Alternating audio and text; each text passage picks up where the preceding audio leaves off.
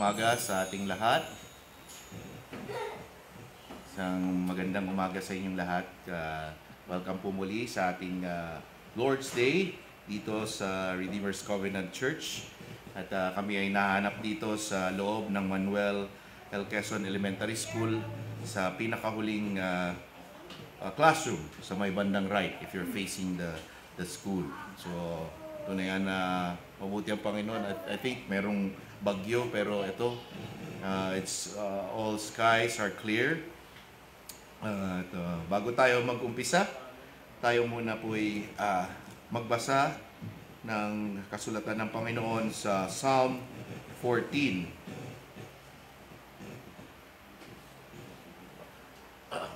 Okay. It says here, the fool says in his heart, there is no God. They are corrupt. Their deeds are vile. There is no one who does good. The Lord looks down from heaven on all mankind to see if there are any who understand, any who seek God. All have turned away. There is no one who does good, not even one. Do all these evildoers know nothing? They devour my people as though eating bread. They never call on the Lord, but there they are, overwhelmed with dread.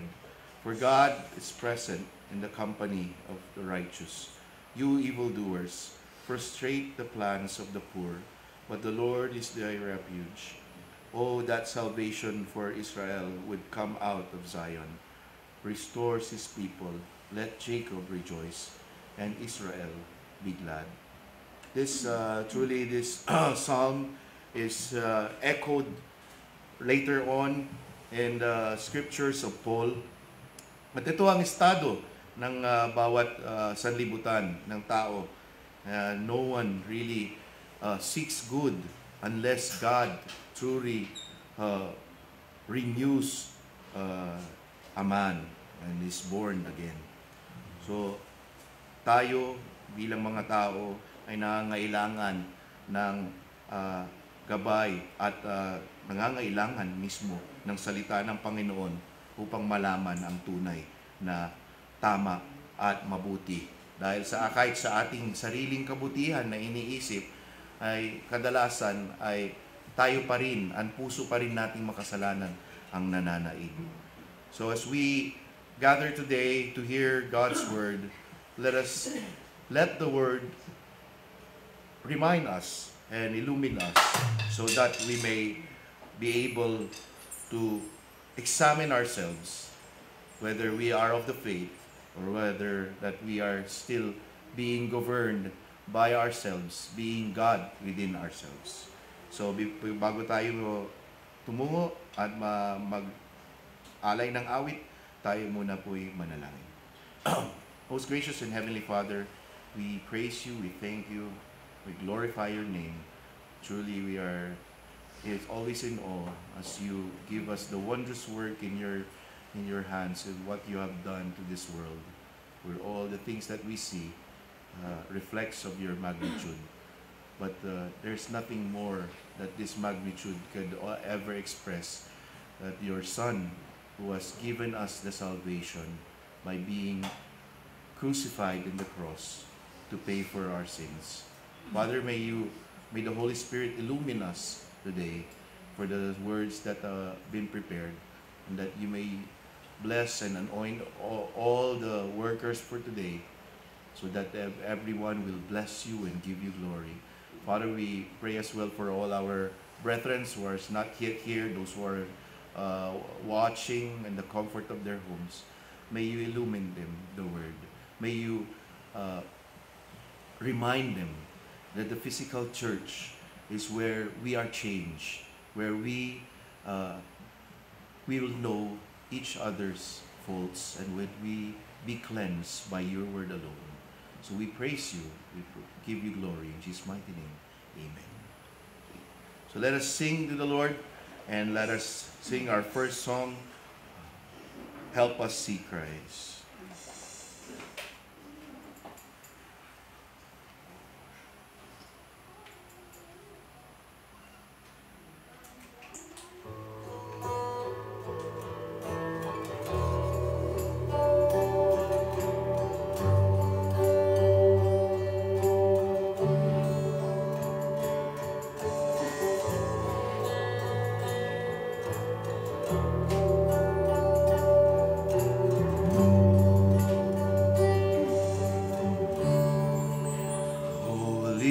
Spirit, breath of God, witness to all that Christ has done.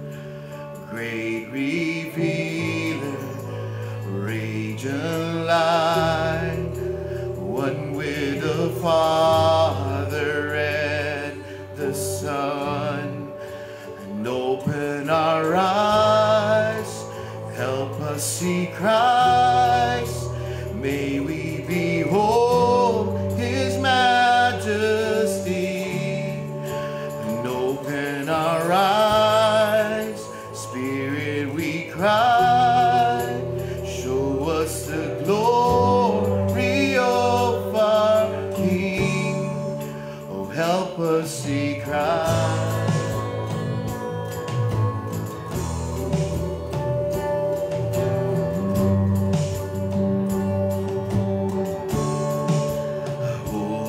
Spirit, a voice of truth, speaking the word of God to us, sent from heaven to our hearts, that we might know the Father's love, and open our eyes, help us see Christ. May we behold His majesty, and open our eyes, Spirit, we cry. Show us the glory of our King. Oh, help us see Christ. Oh, help us see Christ.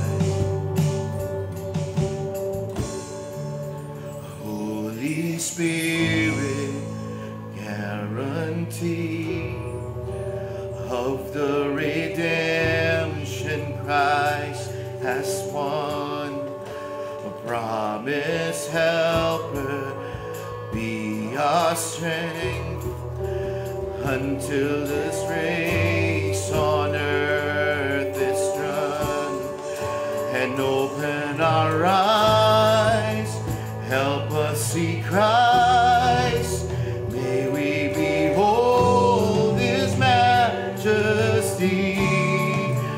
Open our eyes, Spirit, we cry. Show us the glory of our King. And open our eyes, help us see Christ. May we behold His majesty.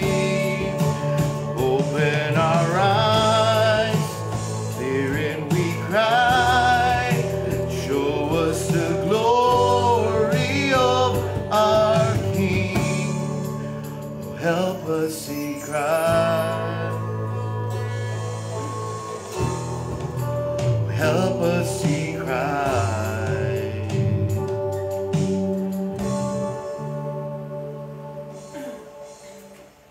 Our next song is a hymn called Praise to the Lord.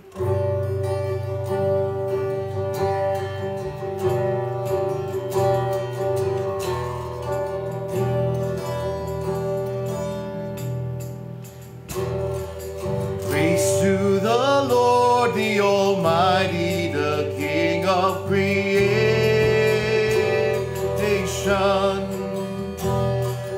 Oh, my soul, praise Him, for He is thy then salvation.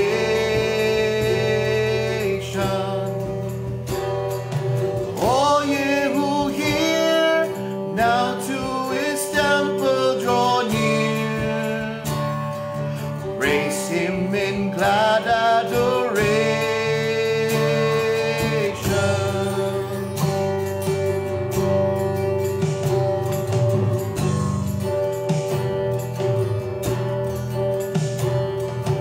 Praise to the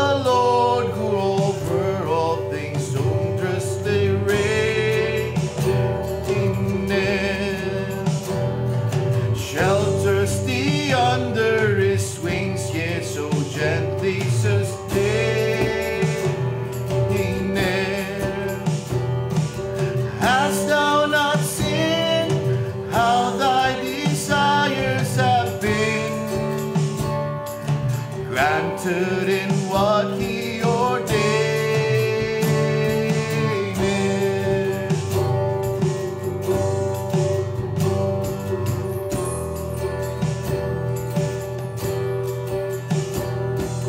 Praise to the Lord, to who doth prosper thy work, defend thee.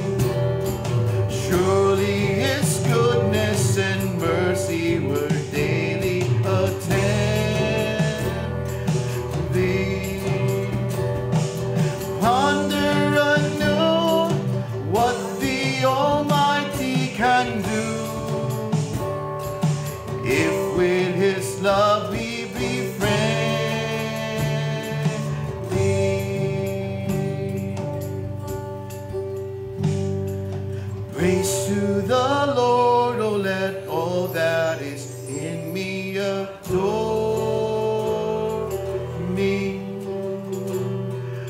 All that of life and earth come now with praises before Him. Let the amen sound from His people again, gladly for you to adore Him. Once again, verse 1. Praise to the Lord, the Almighty, the King of creation.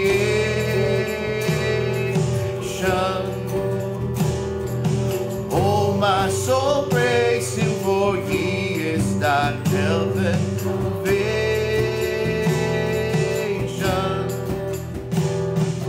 All ye who hear, now to His temple draw near.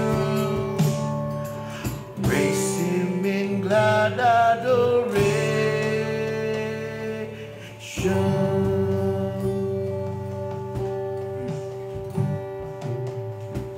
Amen. Manatili tayo nakatayo, and let us now come to our scripture reading.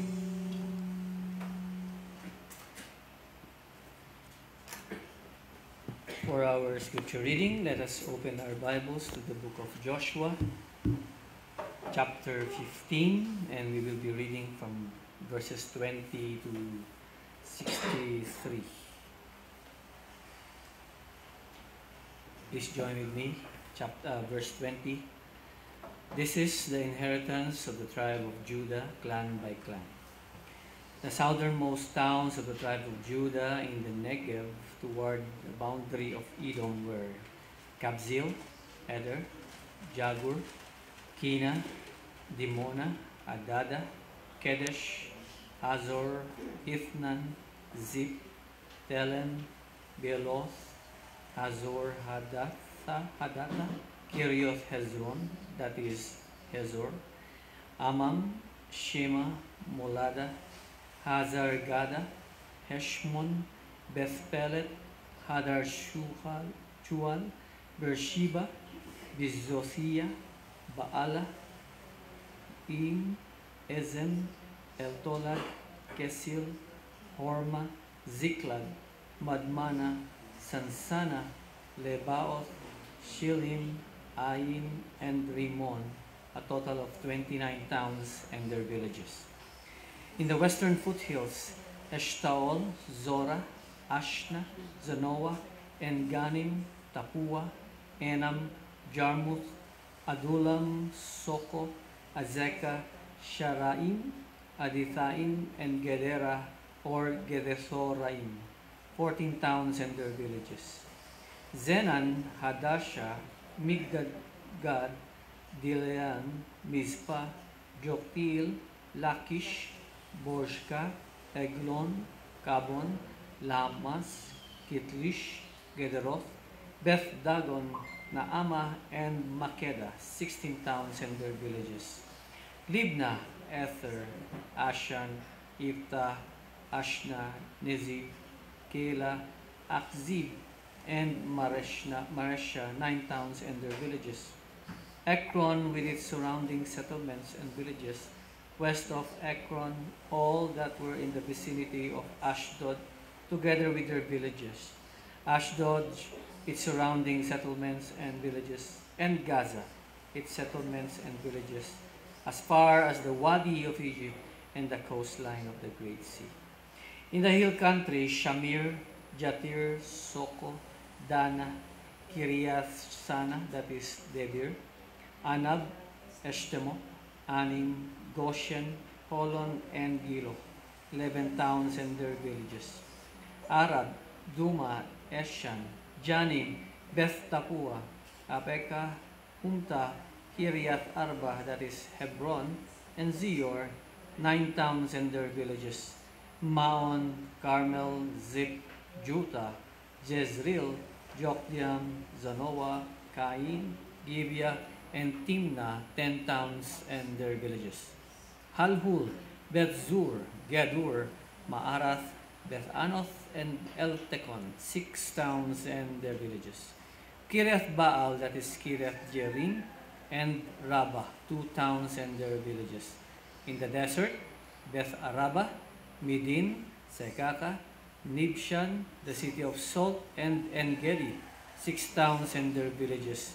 Judah could not dislodge the Jebusites who were living in Jerusalem. To this day, the Jebusites live there with the people of Judah. This is the word of the Lord.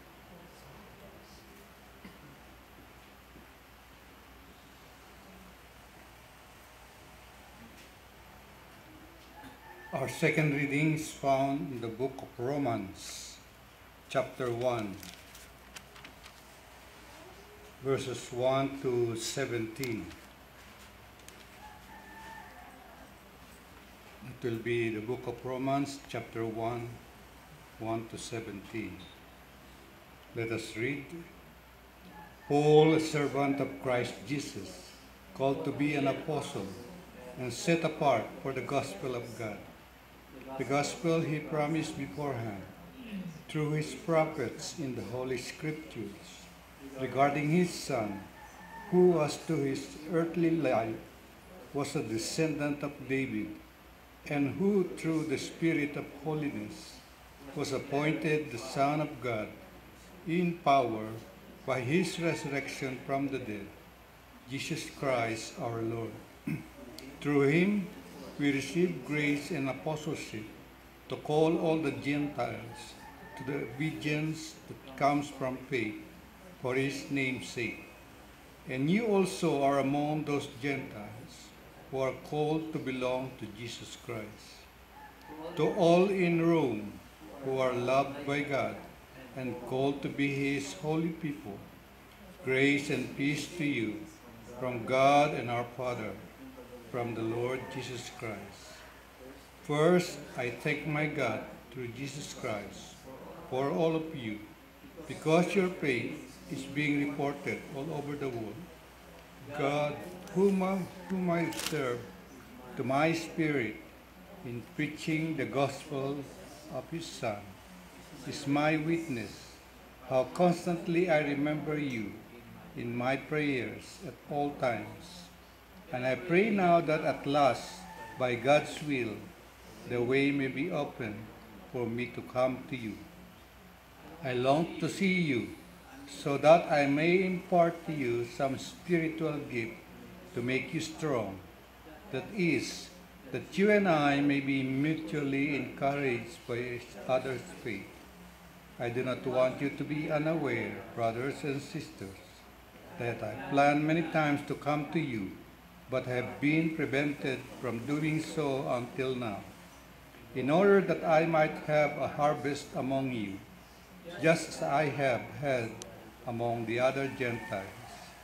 I am obligated both to Greeks and non-Greeks, both to the wise and the foolish. That is why I am so eager to preach the gospel also to you who are in Rome. For I am not ashamed of the gospel, because it's the power of God that brings salvation to everyone who believes, first to the Jews, then to the Gentiles. For in the gospel, the righteousness of God is revealed, a righteousness that is by faith from first to last, just as it is written, the righteous will live by faith. This is the word of the Lord. Please be seated. Brethren and friends, let us all welcome Pastor Mike Maglaki.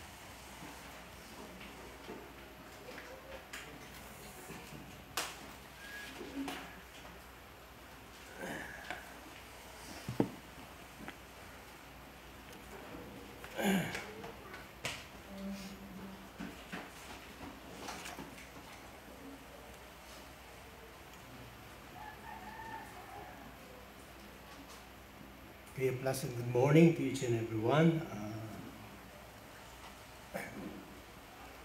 Let us now bow our heads for the preaching of God's Word.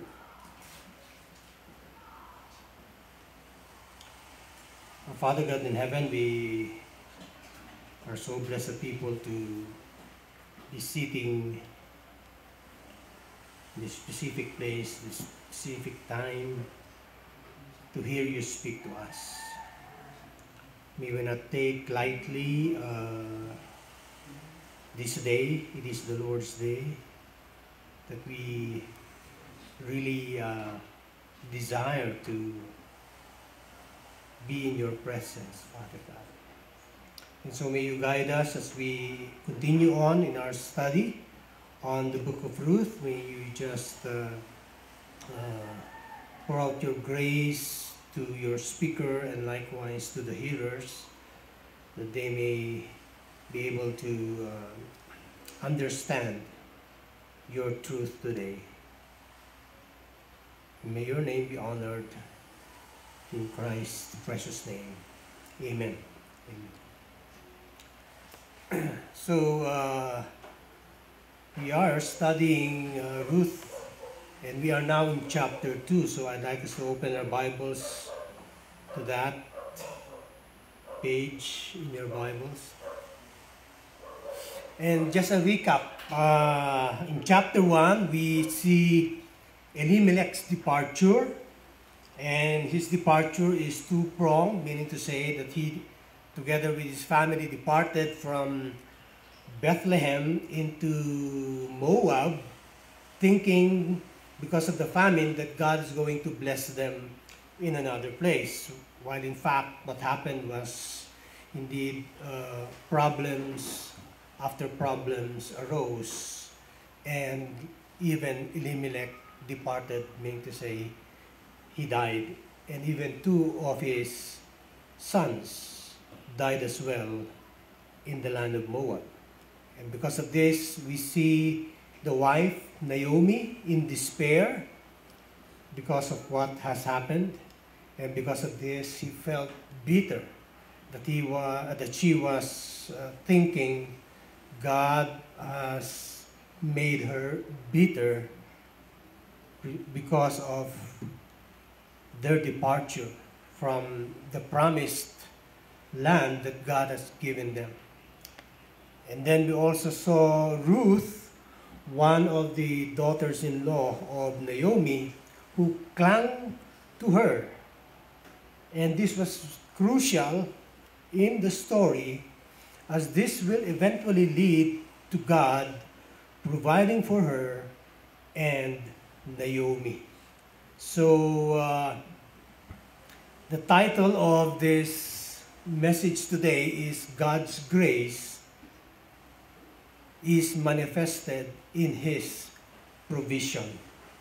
God's grace is manifested in His provision. Okay. So the main idea here is that God's hand of grace is seen in our basic need. Yung ating pangangailangan na basic sa atin. And what is basic to us? It is food and shelter. Hindi ba yan din ang sinabi nga sa, I think sa Timothy yun, if we have food and shelter, then we are, excuse me, we are okay. Okay? So let us now come to God as we read the passage. So kindly read with your eyes. Now Naomi had a relative on her husband's side, a man of standing from the clan of Elimelech, whose name was Boaz. And Ruth the Moabite said to Naomi, "Let me go to the fields and pick up the leftover grain behind anyone whose eyes I find favor." Naomi said to her, "Go ahead, my daughter." So she went out, entered the field, and began to glean behind the harvesters. As it turned out, she was working in a field belonging to Boaz, who was from the clan of Elimelech. Just then Boaz arrived from Bethlehem and greeted the harvesters. "And the Lord be with you," he said. "The Lord bless you," they answered. Boaz asked the overseer of his harvester, "Who does that young woman belong to?" The overseer replied, "She is the Moabite who came back from Moab with Naomi." She said, "Please let me glean and gather among the sheaves behind the harvesters." She came into the field and has remained here from morning till now, except for a short rest in the shelter. So Boaz said to Ruth, "My daughter, listen to me. Don't go and glean in another field, and don't go away from here. Stay here with the women who work for me. Watch the field where the men are harvesting and follow along after the women. I have told the men not to lay a hand on you, and whenever you are thirsty, go and get a drink from the water jars the men have filled." At this, she bowed down with her face to the ground. She asked him, "Why have I found such favor in your eyes, that you notice me, a foreigner?" Boaz replied, "I've been told all about what you have done for your mother-in-law since the death of your husband, how you left your father and mother and your homeland and came to live with a people you did not know before. May the Lord repay you for what you have done. May you be richly rewarded by the Lord, the God of Israel, under whose wings you have come to take refuge. May I continue to find favor in your eyes, my Lord," she said. "You have put me at ease by speaking kindly to your servant, though I do not have the standing of one of your servants." At mealtime, Boaz said to her, "Come over here. Have some bread and dip it in the wine vinegar." When she sat down with the harvesters, he offered her some roasted grain. She ate all she wanted and had some left over. As she got up to glean, Boaz gave orders to his men, "Let her gather among the sheaves and don't reprimand her. Even pull out some stalks for her from the bundles and leave them for her to pick up, and don't rebuke her." So Ruth gleaned in the field until evening. Then she threshed the barley she had gathered, and it amounted to about an ephah. She carried it back to town, and her mother-in-law saw how much she had gathered. Ruth also brought out and gave her what she had left over after she had eaten enough.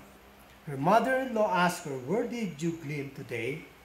Where did you work? Blessed be the man who took notice of you."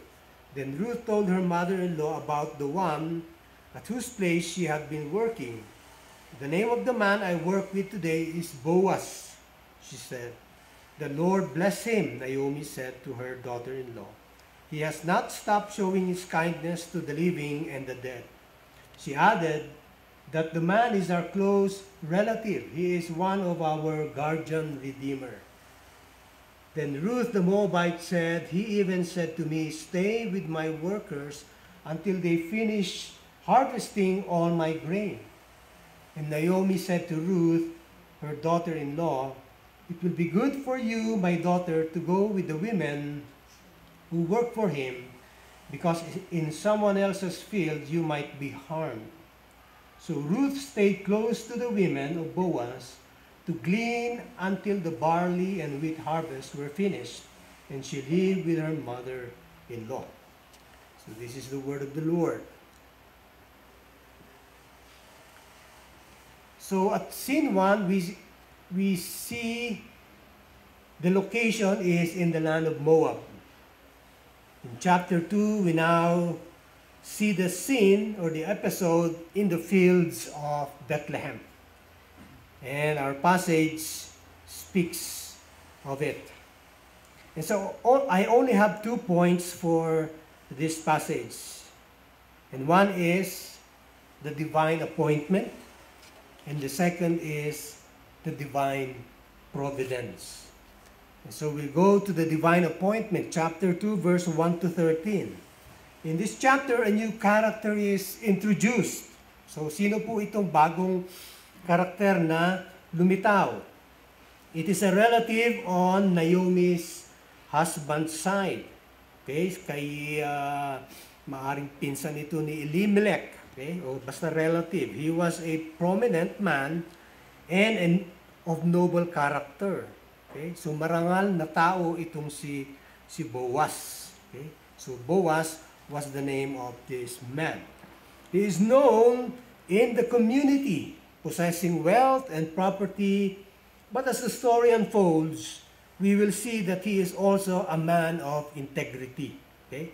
Prominente siya, marangal, pero later on, mas makikita pa natin yung kanyang character that he is likewise a man of integrity, which is a rare combination nowadays.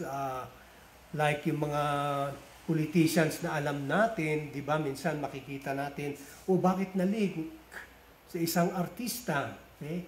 Bakit nagkaroon ng ganitong klase ng relasyon? May asawa siyang tao at malalaki na yung mga anak. Okay? So bihira po yung magkaroon ng ganyang klase ng tao sa panahon natin ngayon, yung to have this man of integrity.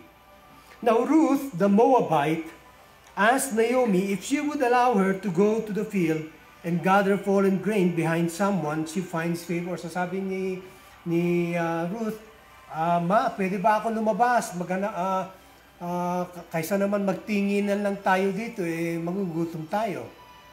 So pinayagan na lang siya ni Naomi, and nagkataon nga na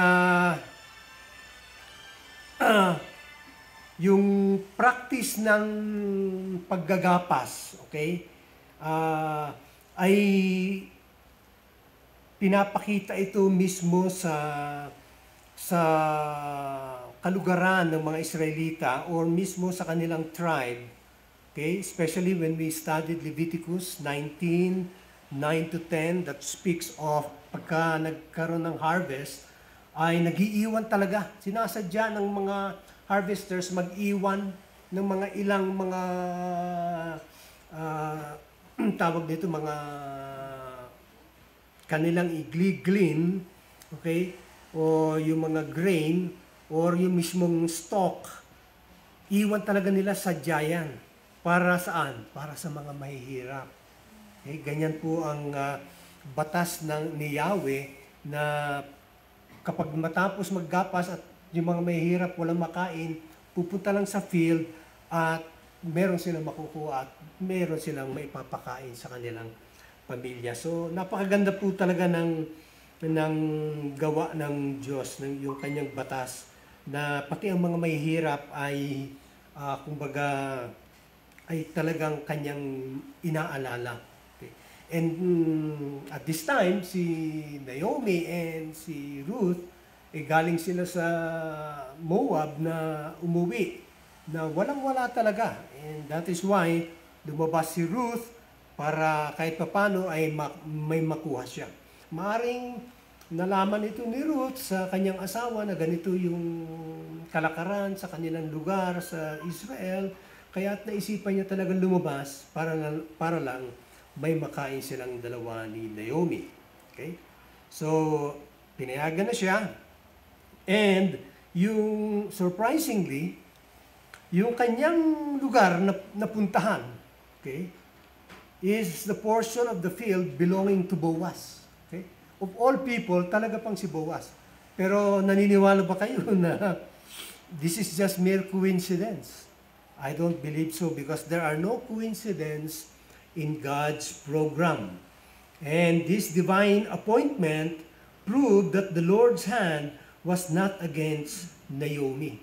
Yung pagkakilala ni Naomi nung una, sa chapter 1, verse 20 to 21, na sabi nga niya, huwag niyo na akong tawaging Naomi, tawagin na akong Mara. Kasi I feel bitter, okay? Because of that wilderness experience ng mga Israelita. And hindi niya nakita na hindi pa pala tapos ang Lord sa kanya. Na merong ginagawa ang Lord sa kanya. Okay? So Boaz's noble character, makikita po natin yung kanyang, makikita natin yung kanyang pagiging marangal sa kanyang pag-aaruga sa kanyang mga workers. Paano niya itrato yung kanyang mga manggagawa sa bukirin? Like for example, pati yung kanyang pag-greet is in the name of the Lord. Di ba? Yun ang sabi niya dyan sa verse 4. Sabi niya, the Lord be with you. And sagot naman ng mga workers niya, the Lord bless you. No, napakahalaga yung mga greetings na ito dahil hindi lang po ito parang good morning. Okay? Kasi meron pong mas malalim pang ibig sabihin ng the Lord bless you. Lalo kapag ikaw ay nakikipag-usap sa isang hindi mananampalataya, pag sinabi mong the Lord bless you, ang sinasabi mo sa kanya is, may the Lord open your eyes and see the truth of the gospel and believe in Him. Kaya when we try to bless other people, especially the unbelievers, yun po ang gusto nating iparating sa kanila. Na sila rin ay makakilala sa Lord, okay? At nang sila rin ay maging kasapi sa pamilya ng Diyos. At ganun din makita natin ang sagot ng mga workers, the Lord bless you. Okay? Yeah. So, binabalik lang yung pagpapala na binitawan ni Boaz. Yeah. At, eto pa. Okay? Kilala niya ang kanyang mga workers enough para makilala niya na ay, may bago yatang salta dito sa aking bukid. Sino ba itong stranger na nandito naggagapas? Okay? That she is likewise gleaning or harvesting. Okay? At yung tanong niya, hindi niya tinanong kung anong pangalan. Because, kaninong relasyon ba itong babaeng ito? Ayan. Okay? Whose young woman is this? Sabi niya sa verse 5. Okay.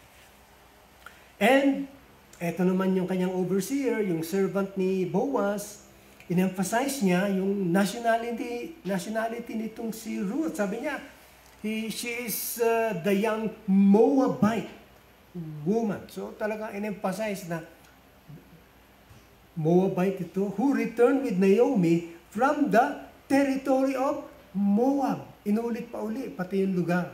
Okay? Moabite na in the land of Moab. Para talagang maging klaro kay Boaz na, ay hindi natin ito ka-ano-ano. Ibang lahi ito. Okay? And she asked permission, si Ruth, if she could gather fallen grain among the bundles behind the harvesters.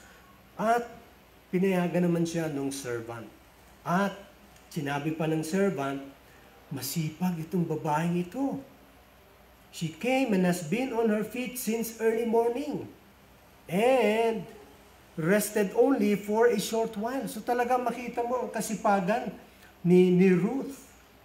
And Boaz's noble character is again on display sa kanyang pagpapakita ng magagandang salita para kay Ruth. Okay? So gleaning could be dangerous, sa totoo lang. Okay? Especially for a young foreign woman. Nandiyan ka sa isang lugar, hindi mo kaano-ano, pwedeng may mangyari sa iyo. Okay?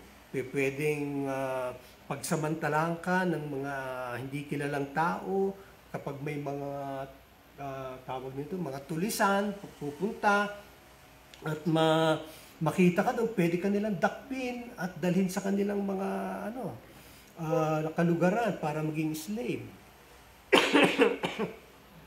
Okay? Excuse me.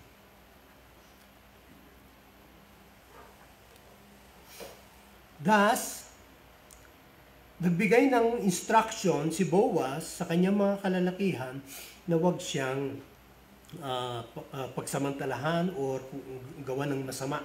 Okay? At pinayagan pa niya na uminom siya ng tubig doon sa mga dinala na ng mga kalalakihan para hindi na po siya maglakad pa ng napakalayo, pupunta doon sa well para mag-igib sa verse 8 and 9. So kahit paano, hindi na siya mahihirapan pa. Okay? Now, ang ganda ng response ni Ruth dito in verse 10. Ruth's response was to prostrate herself. Ibig sabihin, dumapa siya. Okay? Pagpapakita ito ng respeto sa isang mas nakakataas na superior. Ganun po ang ipinakita ni Ruth. And as a Moabitess, she could easily have been ignored by Boaz. Pwedeng hindi na siya, kumbaga, pansinin. Sino ka ba? Hindi ka naman namin kaano-ano. Malis ka nga dito. Pwedeng ganun ang mangyari. Pero kakaiba, Boaz shown kindness. Meaning to say, yung hesed, yung compassion, yung love, yung mercy, yung grace. Okay? Yan ang yung mismong karakter ng Diyos ay pinamalas ni Boaz kay Ruth. Bakit kaya? Okay? Boaz already knew Ruth's faithfulness to cling on to her mother-in-law, Naomi. Bakit? Kasi nakwento na sa kanya yung nangyari kay Naomi at alam lahat ito ni Boaz. Na namatay na rin ang kanyang asawa at dahil nga dito, kung tutuusin, libre na, free na si Ruth na maghanap ng kanyang asawa sa kanilang mga tribo, sa tribo niya, sa Moab. Okay? Pero mas ninais niyang sumama na lang kay Naomi, pabalik dito ngayon sa bayan ng Israel, specifically sa Bethlehem. Okay? So kung tutuusin, wala na dapat siyang obligasyon. Okay? At yun ay binanggit na rin ni Naomi sa chapter 1 verse 11. Na sinabi niya, "Return home, my daughters. Why would you come with me?" Okay? Wala naman na akong maibibigay sa inyo. Lalo't anak na mapapangasawa nyo, kailan pa mangyayari yan? Okay? Bago dumating yan, matatanda na kayo yung mga magiging anak ko, wala, bata pa. So, napakahirap talaga. Kaya sinasabi niya, bumalik na lang kayo sa inyong kalugaran. Yeah. Pero, anong ginawa ni Ruth? Ruth remained with Naomi, leaving her own land and people, and entrusting herself and her future to a new deity, isang bagong Diyos para sa kanya, of the new land she is entering. So, mas pinili niya na talikuran na yung kanyang lugar, yung kanyang mga tao, okay? At sumama kay Naomi para sumamba dito sa Diyos na ito at sa bagong lupa na kanyang papasukin. Okay? Nakita naman natin yan, di ba? Sa chapter 1, na sabi nga niya, wag mo akong pipilitin na lumayo sa'yo, sabi niya, kung saan ka man pupunta, doon ako pupunta, saan ka maglalagi, doon din ako maglalagi. Kung sino mga tao mo, magiging tao ko, kung sino ang Diyos mo, Diyos ko rin. Yan yung karakter ni Ruth na makikita natin na dahil doon ay masasabi natin na talagang may ginagawa nga talaga ang Lord. Na hindi alam ni Naomi at hindi rin alam ni Ruth, pero diyan mismo sa pangyayaring yan at sa mga nangyari sa kanila sa Moab at sa mga pangyayaring ito ngayon dito sa field ni Boaz ay meron pa palang ipapakita ang Diyos. May gagawin ng Diyos. Okay? Hindi ba tayo rin doon? We belong to a people wherein we thought, sige, dito na ako, ito na ang relihiyon ko, dito na ako magsisimba, so ito yung mga tao ko, ganyan. Hanggang sa dumating yung time na tayo ay na-born again. Hindi ba, nung tayo na-born again, tinalikuran na rin natin yung dati nating pagsamba sa mga Diyos-Diyosan, at ngayon sumasamba na tayo sa tunay na Diyos, sa Espiritu at katotohanan.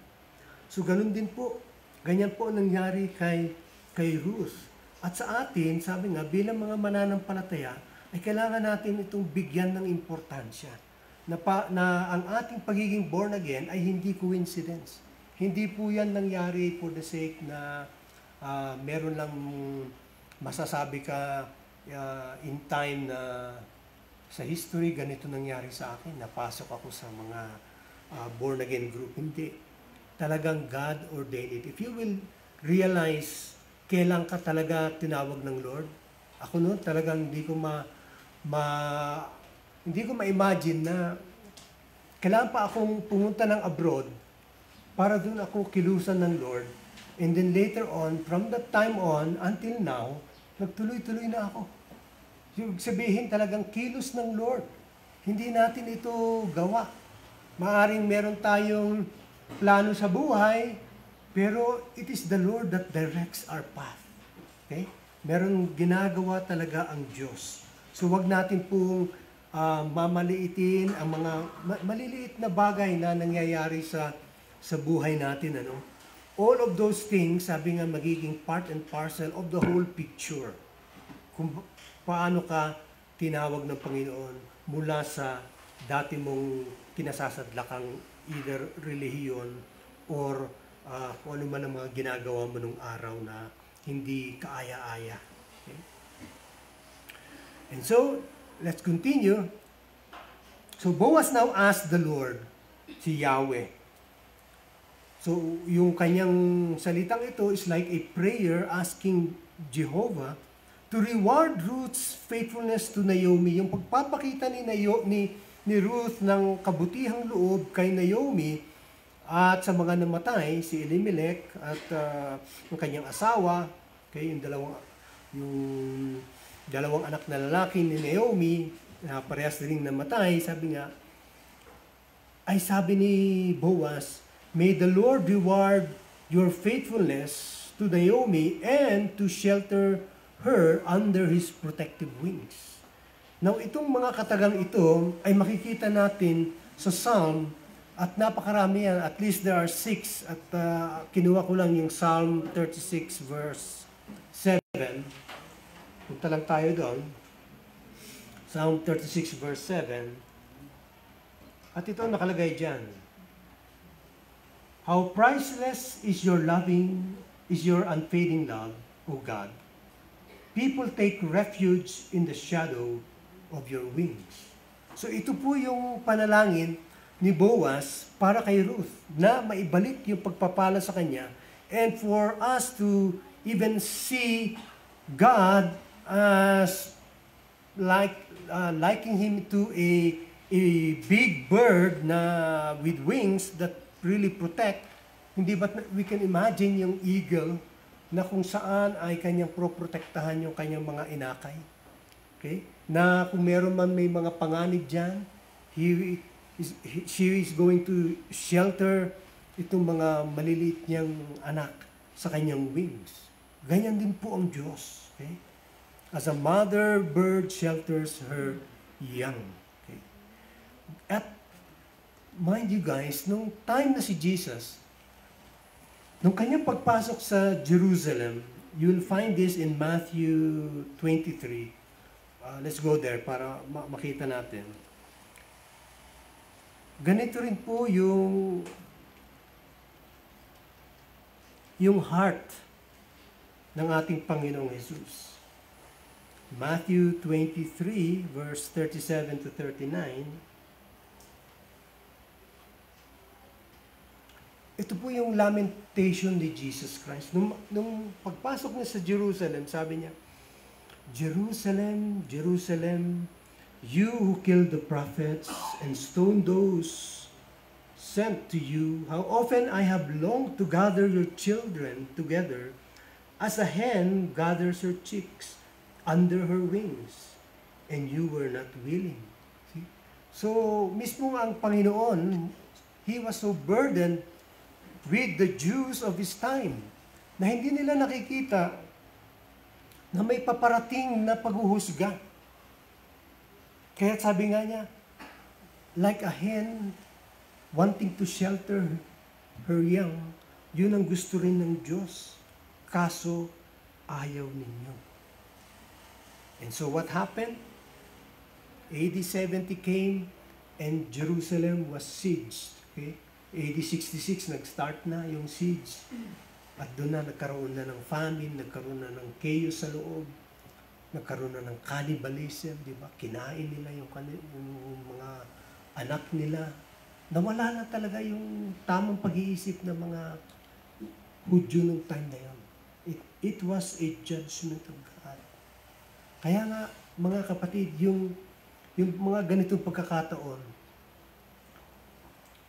na halimbawa, hindi ka pa mananampalataya, and then there are opportunities na makilala mo ang Diyos, makilala mo ang Panginoon, and then patuloy ka pa rin lumalayo, ayaw mong tanggapin, ayaw mong kilalanin.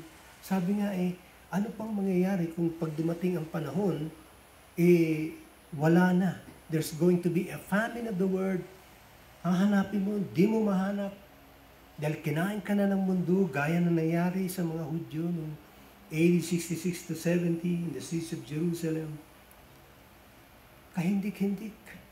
Napakahirap po ng ganong sitwasyon. Samantalang ngayon, tayo, okay, mga mananampalataya na tayo. And because of this, dapat tayo ang mga taong kakikitaan ng maganda. Okay? Hindi dapat tayo kakikitaan ng kahinaan. Dahil sa totoo lang, when push comes to shove, pag dumating na yung mga matitinding pagsubok na talagang grabe na ang sitwasyon ng mundo, ang mga Kristiyano, sila yung magkakaroon talaga ng mas malawak na pag-iisip at pwede natin masabi, ay talagang paparating na at babalik na ang Panginoon. Okay? Hindi yung tayo mismong nauuna sa panic buying, tayong nauuna sa paglayo, pagtakas. Hindi po dapat ganun. Because we have a God who shelters us under her wings. Ayan. Okay. And so Ruth responded with gratitude for Boaz's kind and encouraging words to her. Even though she had no claim on him.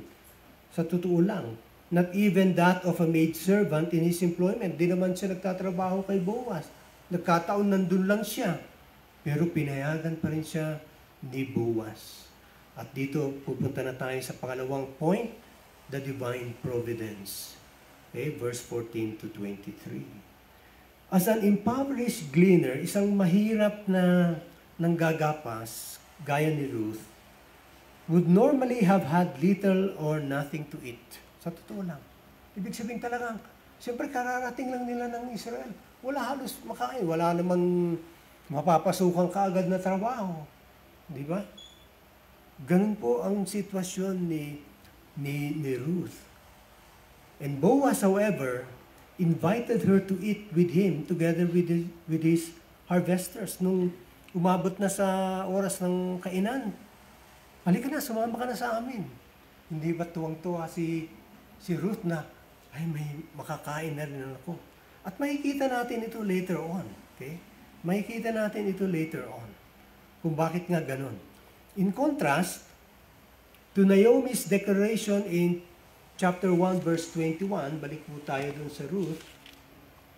Ano ba sinabi niya dyan sa chapter 1 verse 21?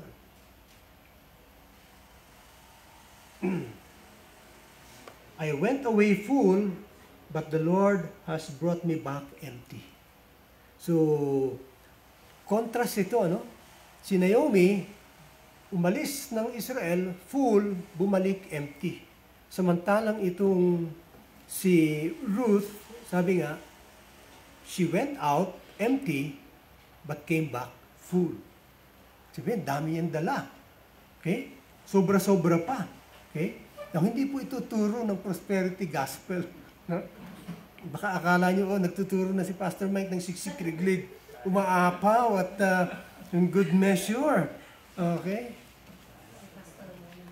Hindi po. Bagkus, ito po yung pagpapakita ng Diyos ng kanyang provision. This is divine providence. Okay? Yan po ang dapat makita natin. And for Boaz, there is no hint of romantic interest. Wala pa rito, ha? Wala pa rito yung may gusto siya kay Ruth. Wala po.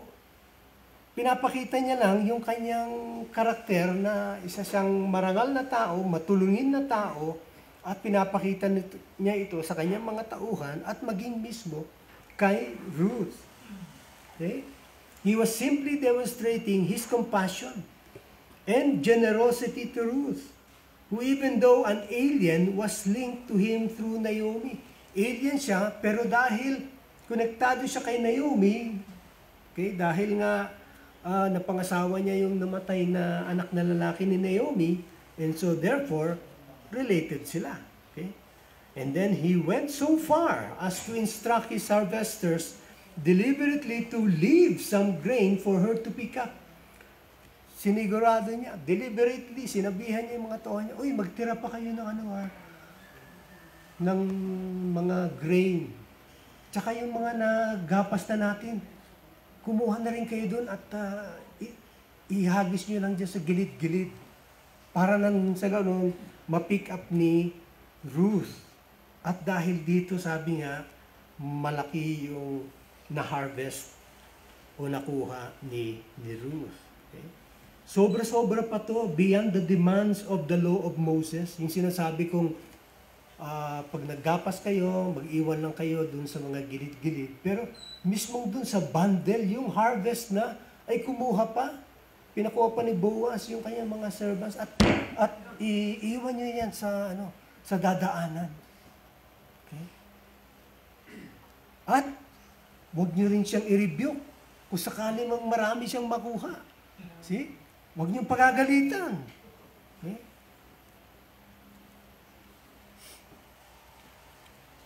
Siguro maraming nangyayaring ganyan pagka meron tayong mga anniversary, di ba? Ang daming take home.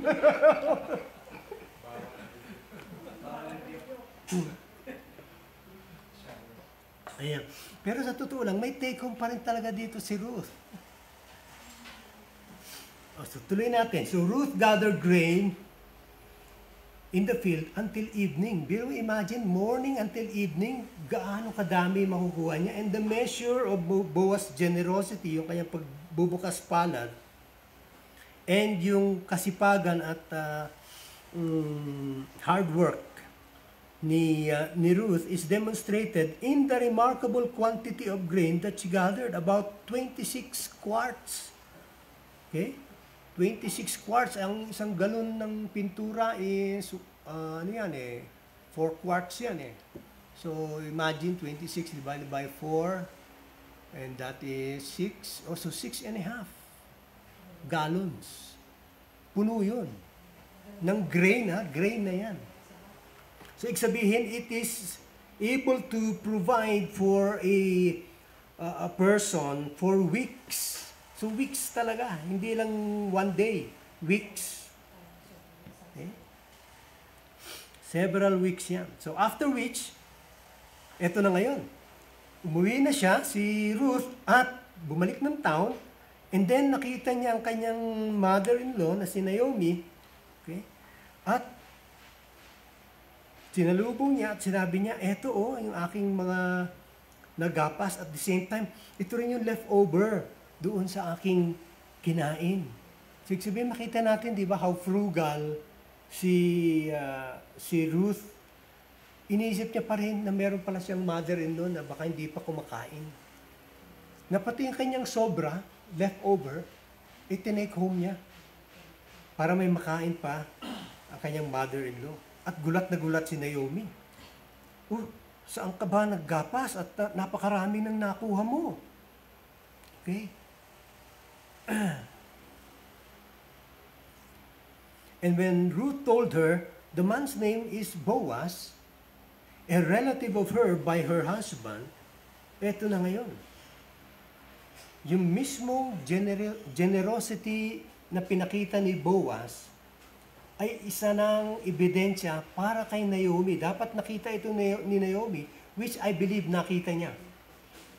Ebidensya para kay Naomi that the Lord has not,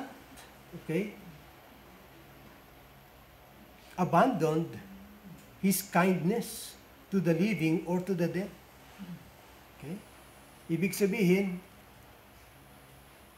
may gustong ipakita ang Diyos kay Naomi. Na-gets ba ito ni Naomi? Yes. Kasi, ito ngayon yung pagbabago sa attitude ni Naomi. Okay? Na, yung chapter 1, parang sinasabi niya, ginajudge kami ng Lord. Okay? Yung kanya na-experience sa Moab, hindi maganda. Pero sabi nga, hindi pa pala ito final. Ibig sabihin, it's not yet final for them. Okay? Na yung bitterness na na-experience niya ay mauuwi sa thankfulness. Yung bitterness ni Naomi ay nauwi sa pagpapasalamat sa Diyos. Naomi now tells Ruth, the man Boaz is a close relative of ours. He is one of our family redeemers. Sa Hebrew, ang salitang goel, okay, where relatives were obliged to buy back family members from debt slavery. Halimbawa, naibayad yung isang kaanak as a slave. Pwedeng yung kinsman redeemer, pwede niyang bilhin muli yun para makalaya yung kanyang kamag-anak na ito. Okay?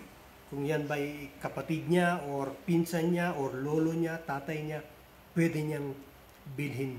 Okay? Mga yan. Kung may pagkakautang, pwede niyang bayaran yung utang at makakalaya yung taong yun na kamag-anak. Okay? At yan, naaral natin yan sa Leviticus 25:25 to 30. Yung redemption. Okay? Ng mga yan. Pwede rin na yung family redeemer or kinsman redeemer would also receive restitution. Yung pagsasauli, may ibabalik sa kanya. For example, may lupa na isanla. At ikaw yung kinsman redeemer, pwede mo ngayon kunin yun. Ay, sandali, yung lupang sinasaka nyo ngayon, sinanla ng aking kaanak. Ngayon, kukunin ko na uli. Walang magagawa yung kasi nga, binili lang nila yon. Pero ibig sabihin, itong kinsman redeemer can buy back yung lupa na yan at para maibalik doon sa talagang may-ari. Kaya nga makikita natin, walang halos mahirap sa mga kasi natutulungan na ibabalik sa kanila. Kung hindi man yun mangyayari sa kinsman redeemer sa time of jubilee. Sa time of jubilee, release na uli yung mga pagkakautang, wala na. Kung ikaw ay slave, malaya ka na. Okay? Ganyan po ang economy ng Israel noong olden times. Okay? At napakaganda nung ganon because talagang merong concern sa iyong mga kaanak. Okay? Hindi lang yan. Sabi nga, he might also raise up a child for the deceased relative in order to maintain the connection between the clan and the relative's hereditary property. So, hindi lang property, ang mangyayari, pwedeng halimbawa, namatay nga yung kuya ko, halimbawa, kuya ko namatay, di ako next, ito yung tinatawag na levirate marriage. Sa kanila lang po ito, nung time na yon. So ngayon, kailangan, yung next in line, ay aasawahin mo yung asawa ng kuya mo para magkaroon ng anak. Kung hindi sila nagkaroon ng anak. Para merong property or blessing na may iwan dun sa namatay mong kuya o kapatid. So, ganun. Kaya talagang hindi maghihirap ang mga Hudyo dahil sa ganong klase ng economy na meron sila. Although, still, gaya ni Boaz, he had no legal obligation to act in this way. Pwedeng sabihin ni Boaz, ay hindi, ayaw ko. Oh, kinsman redeemer ako, pero hindi ko gagawin. Pwede niya gawin yun, especially later on, in the next chapter, makikita natin itong details na ito. Okay? So here we see that Boaz is a type of the true kinsman redeemer.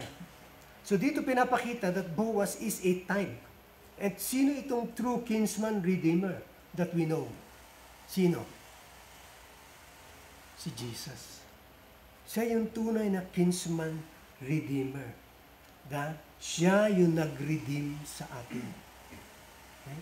Siya yung bumili sa atin. Siya yung nagbayad sa atin. Hindi niya binayaran si Satan na tayo ay dating makasalanan at ginapi tayo ng diablo at dahil doon babayaran niya si Satanas o ito yung bayad ko.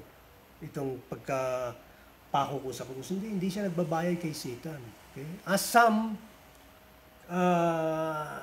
churches adhere to na parang binayaran niya si Satan.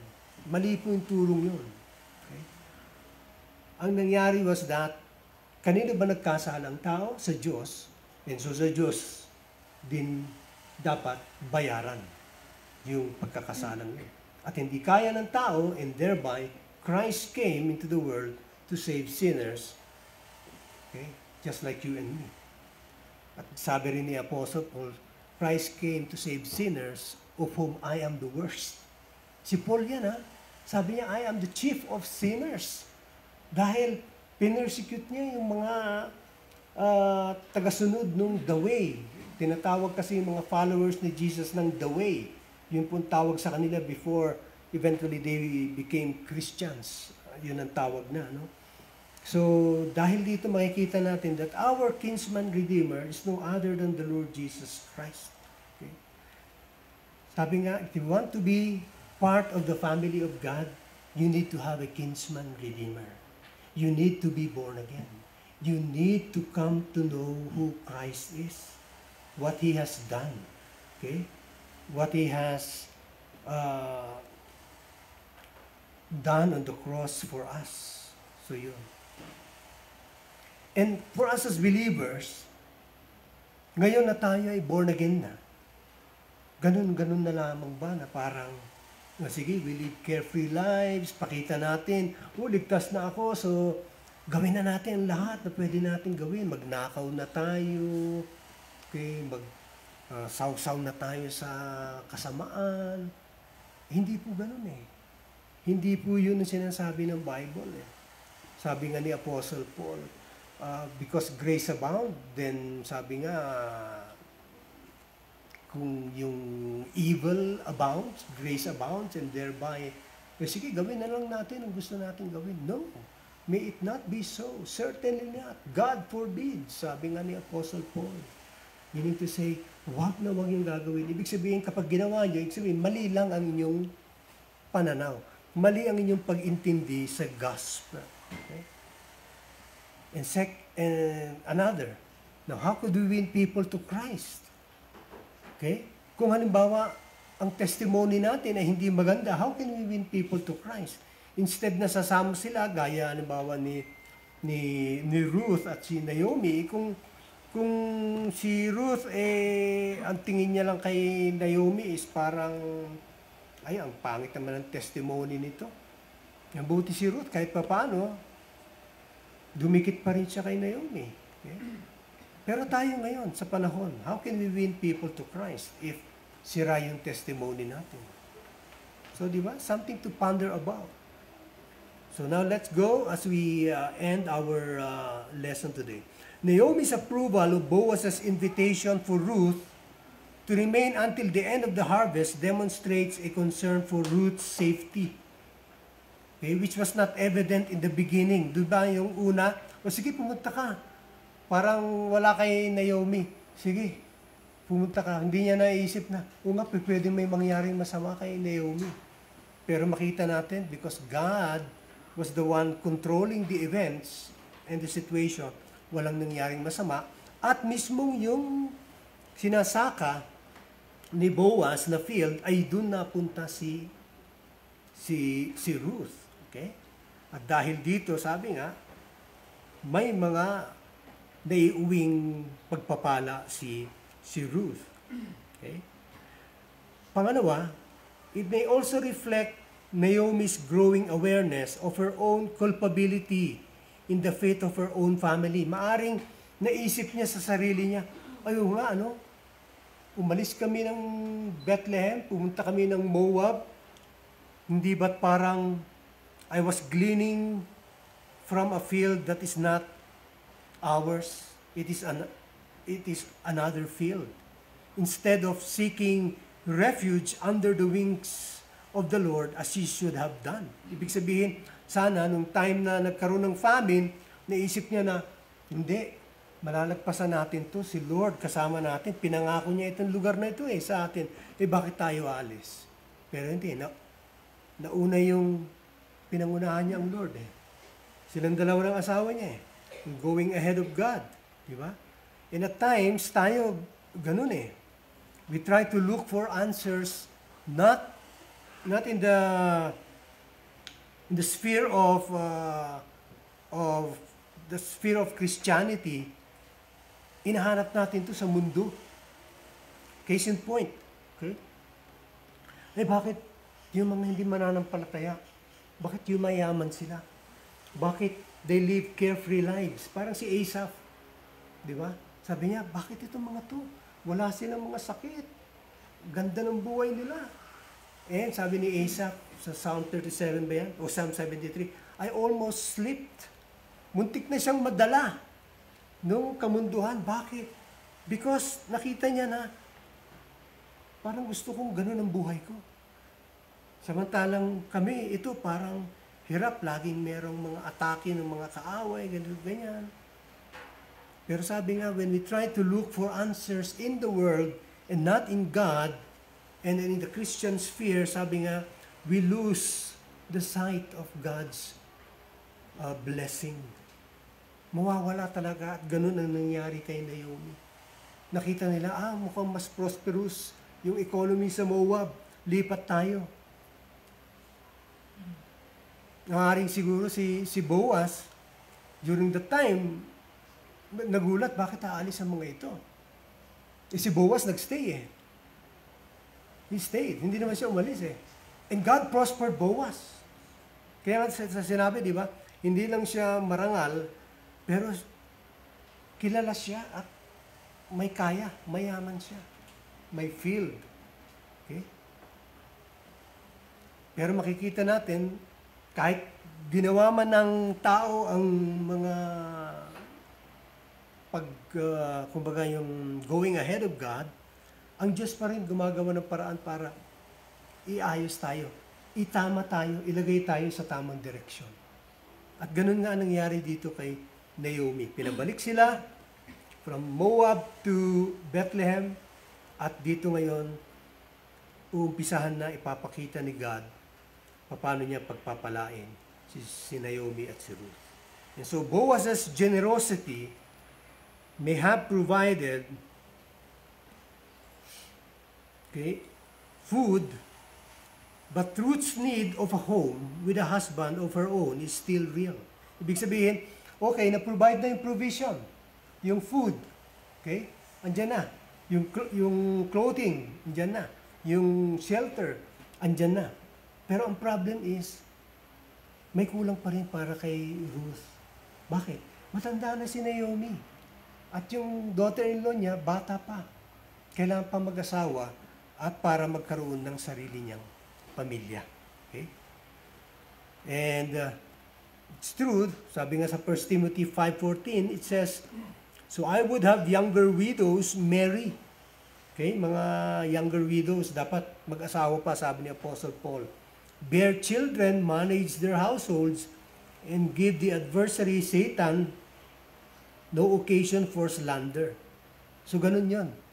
Unless of course, matanda ka ng widow at then okay lang kahit di ka na mag-asawa. Pero sabi for you, the younger widows, you ought to marry, have children, and manage your household. And we will see that hindi lang po provision for food or the basic necessities of life ang gustong ipakita ng Lord dito, but rather as we go along, as we see the next chapter, the next 2 chapters, we will see that indeed in all of this mga pangyayaring ito, God was at work. Kumikilos ang Diyos. At hindi pa alam ni Naomi ano yung mga next na pagpapala na ibibigay pa ng Diyos sa kanya. Okay? So we end this preaching in this juncture, and I hope and pray that you have been blessed at makita po natin ating mga sarili how God is faithful and is loving. Yung kanyang He said, He's compassionate, He's merciful and gracious. And indeed, if you are a child of God, yun po ang dapat natin panghawakan. The He said, okay, yung Hebrew word ng kindness of God. Okay? Let us pray. Father in heaven, we thank you and we bless you. We praise your name, O God. Truly you are wonderful and glorious.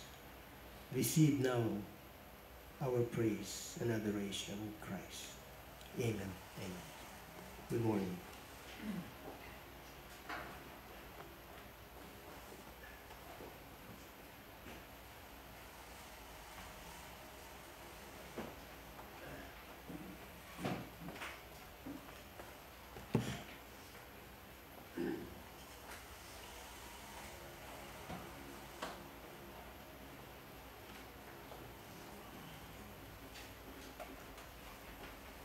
Thank you, Pastor Mike, sa magandang serye ng Ruth at purihin ng Panginoon.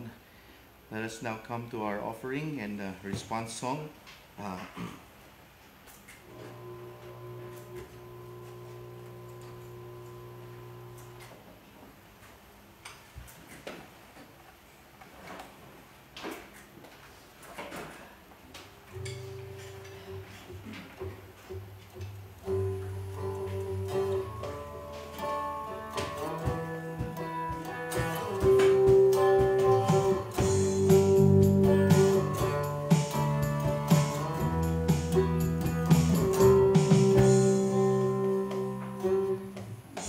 Your glorious cause, O God, engages our hearts.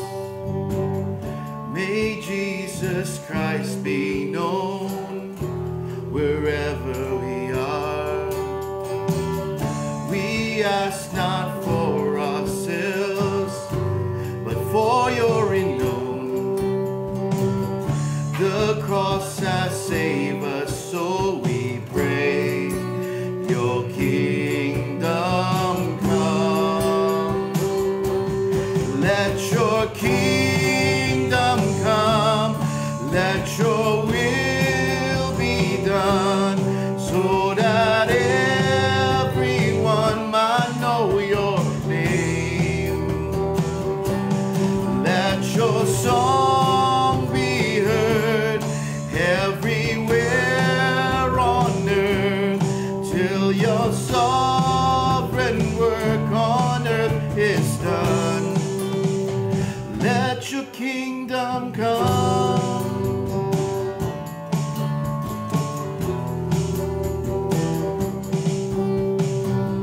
Give us your strength, O God, and courage to speak. Perform your wondrous deeds through those who are weak. Lord, use us as you want, whatever the test.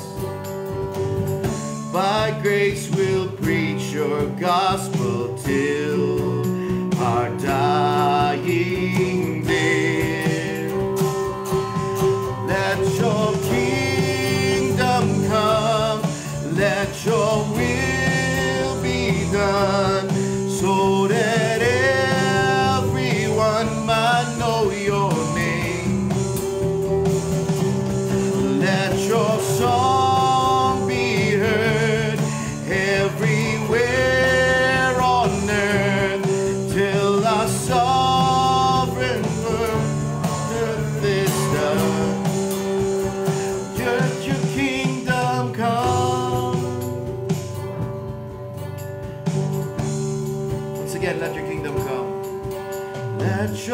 kingdom come, let your will be done, so that everyone might know your name. Let your song be heard everywhere on earth, till your sovereign work on earth is done. Let your kingdom come. Let your kingdom come.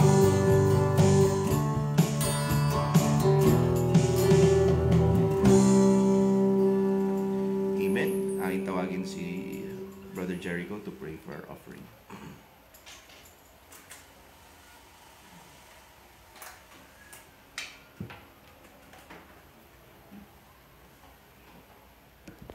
Blessed morning to everyone.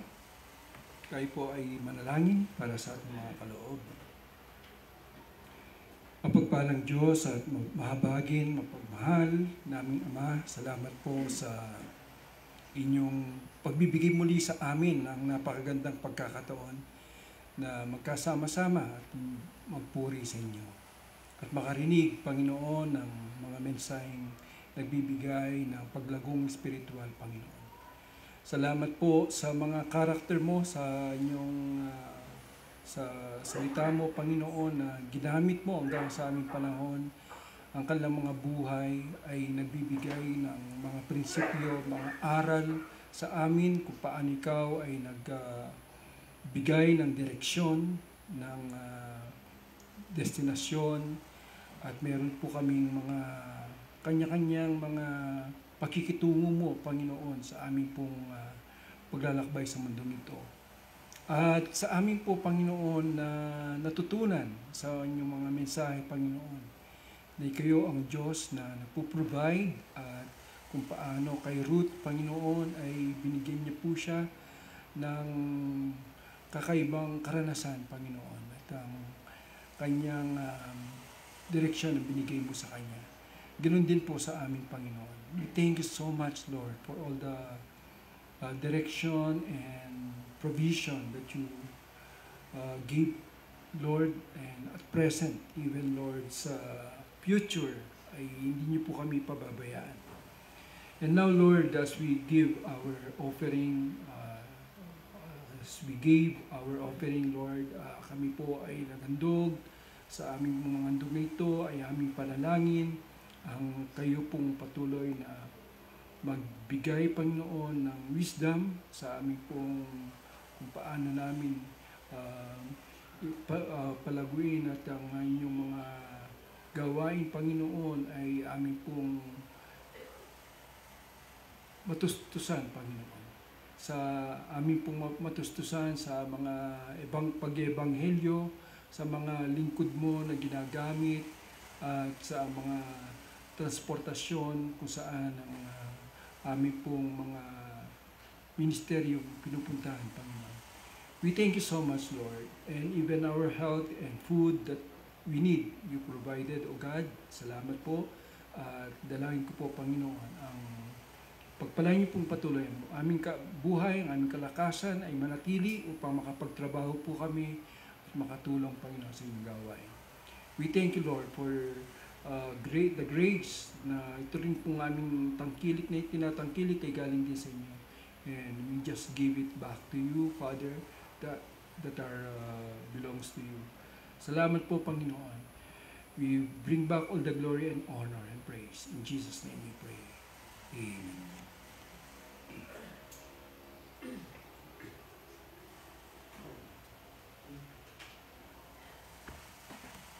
Okay, before we go to our benediction, any birthday celebrators for the week? Or mga kinasal? Wala? Mga may sakit? Ayan. Ayan. May sakit. Nagpilit pa rin pumunta.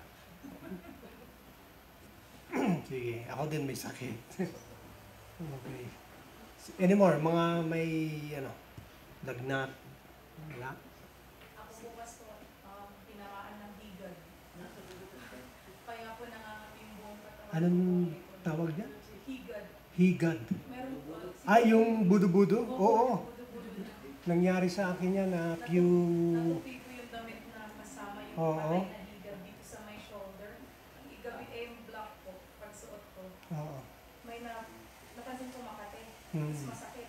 Pag ganun ko po, nahawak ko yung higad, tinanggal ko agad. Mm.